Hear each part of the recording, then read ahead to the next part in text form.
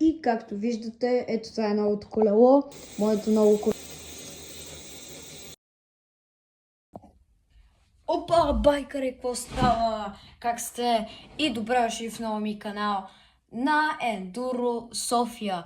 В днешното видео, както знаете, за това е първото видео на канала и ще направим байкчек на моето ново колело, което може би ще увиждате във всеки клип това лято. Айде да преминаваме към байкчека. И както виждате, ето това е новото колело, моето ново колело, Cube 1.22 стерео, размера му е 29 S размер. Първо да започнем, както най-обичайно, с задния шок. Задния шок е RockShox. Пак предния амортисьор е RockShox също. Тук имаме дискови спирачки и тук също. След това курбелите са ми на срам. Педалите още не съм ги сменил, но сега вършат доста добра. В смисъл се опират, пластмасови са, но са доста добри. След това тук имаме обтегача, който е на срам. Също така курбелите там пак са. Спирачките са ми на Магура. Малко са пластмасови, но са доста добри. В смисъл доста добре поемат и доста добре спират. Също така копчетата за променяне на венеца и на коя скорост са на SRAM NX. Също така кормилото е на марката, на самата марка на Cube. Те се работят само с едно кормило, не може на марката. Седалката, само да видим, е на NF Ergonomics. Тук може да видим новите модели на Cube, както го знаете, слагат ето тук, ето така, за да се сгъват по-лесно. И това принципно са само на новите модели на Cube. Но видите, не, гумите обаче не са ми на Maxxis. Това са на ето тази марка.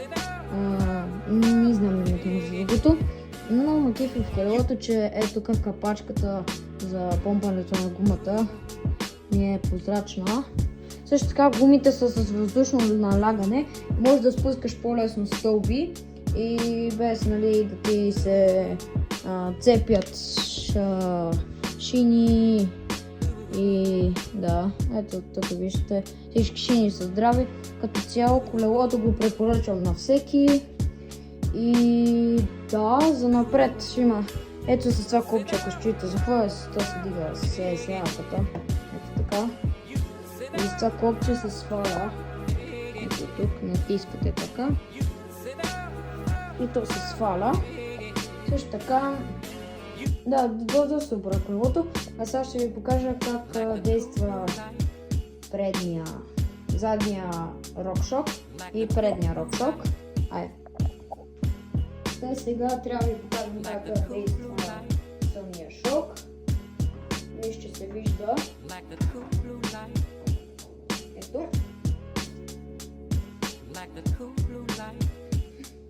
Доста добре действа. Сега да видим и предния как действа.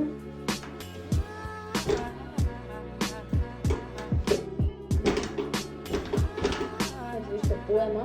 Спирачките доста рязко спират. Ето вижте. Мисля, да, като цяло колелото е доста добро. Поръчвам го на всеки. Всеки може да вземе на доста добра цена. От 20 $. Но единственото нещо, което време да покажа е какъв саунд издава.